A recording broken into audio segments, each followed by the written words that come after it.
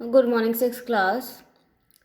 तो हम लोगों ने एक नया चैप्टर लास्ट क्लास में स्टार्ट किया था, new questions and ideas, history chapter 6, नए प्रश्न नए विचार, जिसमें हमने लास्ट क्लास में पढ़ाई करी थी बुद्धा जी के बारे में, right. We talked about Buddha's his life and basically we learned about his teachings, उसकी टीचिंग्स के बारे में हमने बात बताई थी। नाउ हमारा आज का टॉपिक है नेक्स्ट इज उपनिषद, यानी उपनिषद, हिंदी में उपनिषद, राइट। तो वो उपनिषद क्या होते हैं, राइट। तो एक्चुअली में उस टाइम पे कई सारे जो थिंकर्स थे, जो बहुत बड़े स्कॉलर्स थे, वो ये कई सारे ज़िंदगी से जुड़े क्वेश्चंस का आंसर ढूंढने की कोशिश कर रहे थे।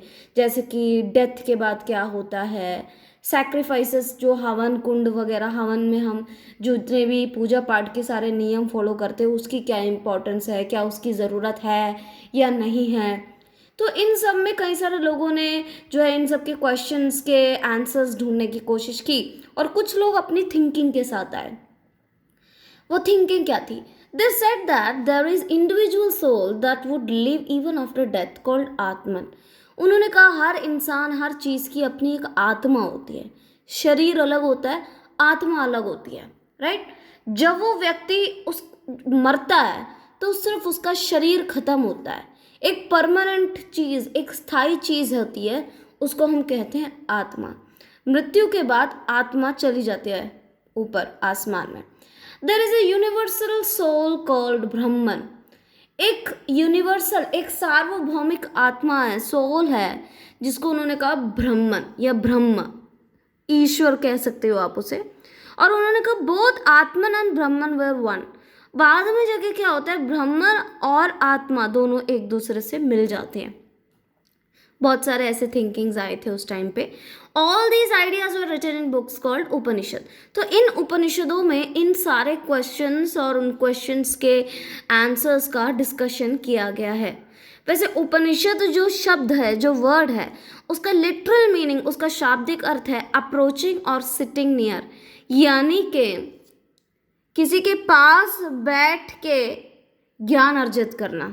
You are sitting near your teacher and you are attaining knowledge from him, ठीक है। तो ये बेसिकली ये टेक्स्ट क्या है? This text contains conversation between teachers and students. उस टाइम पे टीचर्स स्टूडेंट्स की क्लास लेते थे, और स्टूडेंट्स जो है ये सारे क्वेश्चंस पूछा करते थे टीचर्स से, and teachers use to give the answers for their questions, और स्टूडेंट्स उसको अपने टेक बुक में लिखते थे, और वो बुक्स बाद में उपनिषद बन के हमारे सामने आए। Most of the Upanishadic thinkers were men, but there were some women thinkers like Gargi. तो मैक्सिमम ज़्यादातर जो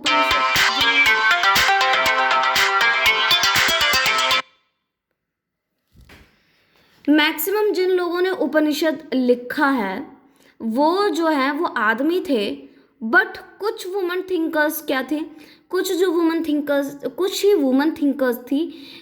for example Gargi.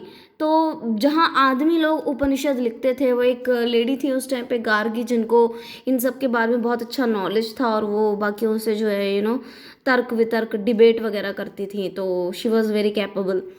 Many of the ideas of Upanishad were later developed by Shankaracharya. Shankaracharya एक बहुत बड़े योगी थे, वो भी एक बहुत बड़े थिंकर थे, स्कॉलर थे, भक्त थे भगवान के। तो उन्होंने बाद में इन उपनिषदों को और ज़्यादा बेहतर किया, उसके बारे में और ज़्यादा अच्छे से अपने टेक्स्ट बुक्स में लिखा। उनका नाम है शंकराचार्य।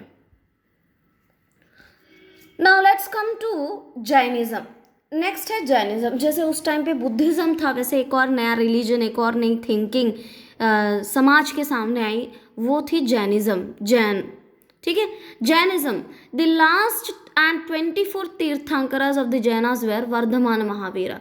तो जो जैन थे, जैनिस थे, उनका मानना है कि हमारे जो तीर्थंकर हुए, तीर्थंकर मतलब आपके गुरु, जो उनके स्पिरिचुअल लीडर्स आप कह सकते हो, जो तीर्थंकर थे।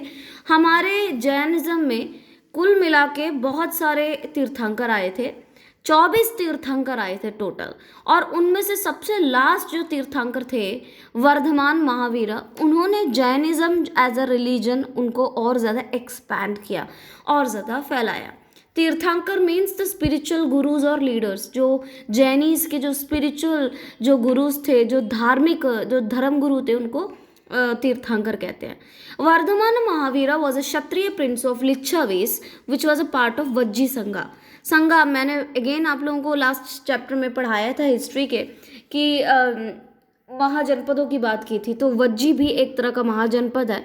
और महाजनपद का एक बहुत बड़ा वज्जी संघ का एक बहुत इम्पोर्टेंट एक ग्रुप था लिच्छावीस. लिच्छावीस के जो क्षत्रिय प्रिंस थे वो, यानी कि वो भी एक राजघराने के थे, वो काफ़ी अच्छे घर से बिलोंग करते थे, काफ़ी अमीर थे, वो प्रिंस थे in fact. At the age of 30 he left his home and lived in forest. After 12 years he attend enlightenment. 30 साल की उम्र में उन्होंने अपना घर बार सब कुछ छोड़ दिया, जंगलों में भटकने लगे. उनके दिल में बहुत सारे सवाल थे जिसके जवाब खोजने के लिए वो निकल पड़े. 12 साल के बाद उन्हें बहुत स्ट्रिक्ट तप किया, उन्होंने मेडिटेशन किया जंगल में. तब जाके 12 साल के बाद उन्हें एनलाइटनमेंट मिला, यानी कि वही जो बुद्धा जी को मिला था, ज्ञान निर्वाण की प्राप्ति हुई, एनलाइटनमेंट मिला. He said that those who want to know the truth must leave their home. उन्होंने कहा, उनके अपने अनुयायियों को, अपने फॉलोवर्स को कहा, जिनको सच जानना है, सत्य जानना है, उनको अपना घर बार, सारी सुख सुविधाएं, सब कुछ छोड़ना पड़ेगा. They must strictly follow the rules of अहिंसा or not killing living beings. तो वो जो है उनको अहिंसा का मार्ग, अहिंसा मतलब नॉट किलिंग लिविंग बींग्स, किसी भी जिंदा चीज़ को, चाहे वो कोई मच्छर या मक्खी क्यों ना हो, किसी भी लिविंग बींग को, चाहे इंसेक्ट हो, चाहे एनिमल हो, चाहे इंसान हो, किसी को मारना नहीं है. महावीर प्रीच्ड इन प्राकृत सो ऑर्डिनरी पीपल अंडरस्टूड देम. बिल्कुल बुद्धा जी की जैसे ही उन्होंने क्या किया, उन्होंने भी नॉर्मल जो लोग बात करते थे प्राकृत लैंग्वेज में अपनी बातों को लोगों तक पहुंचाए, इसलिए लोग उनकी बातों को अच्छे से समझ पाए. Followers of Mahavira were called Jainas. जो महावीरा के फॉलोवर्स थे, जो उनको मानते थे, उन्हें जैनास कहा गया. Jainas had to live very simple life and उनको जैनास जो थे, जो मंक्स थे, स्पेशली जो सन्यासी थे, उनको लाइफ में कैसे रहना होता है उसके बारे में महावीर ने बोला है कि वो जो है सिंपल, बिल्कुल सिंपल लाइफ उन्हें व्यतीत करना है. खाना जो है दूसरों से दान लेना है, बेग करना है. बेगिंग मतलब घर घर में जाके आप दान मांगते हो, खाना जो है आपको दान मांगना पड़ेगा. बी हॉनेस्ट, बिल्कुल हमेशा सत्य के मार्ग पे चलना है, सच बोलना है, कभी झूठ नहीं बोलना. एंड शुड नॉट स्टील, कभी भी चोरी नहीं करनी. तो ये कुछ रूल्स हैं जो जैनास को फॉलो करने पड़ते थे. ऑल शुड ऑब्जर्व सेलिबसी, सब जो मंक्स बनना चाहते हैं उन्हें ब्रह्मचारी बनना पड़ेगा, यानी कि वो कभी शादी नहीं करेंगे, कभी भी शादी नहीं करना, वो सेलिबसी ब्रह्मचारी रहेंगे.